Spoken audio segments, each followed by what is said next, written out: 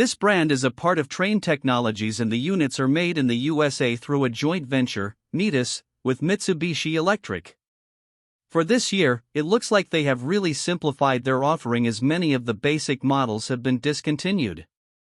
The NAXSMT models are basic 18-SEER single-zone heat pumps while the NAXMMX models are premium multi-zone heat pumps with a 22-SEER efficiency. The NAYSST cooling-only and NAXST heat pump units are both premium units that can serve single zones and have washable allergen filters. The NAXSPB models are their entry in the ultimate category with a 33.1 SEER efficiency, but they are single-zone units. The brand is backed by a very good guarantee, but it can be somewhat complicated. For reviews of all of the brands and a head-to-head comparison tool, check out HvacRepairGuy.com and shop for all of your HVAC needs in our Amazon store. You can also get cash back on your HVAC purchases when you sign up for Rakuten.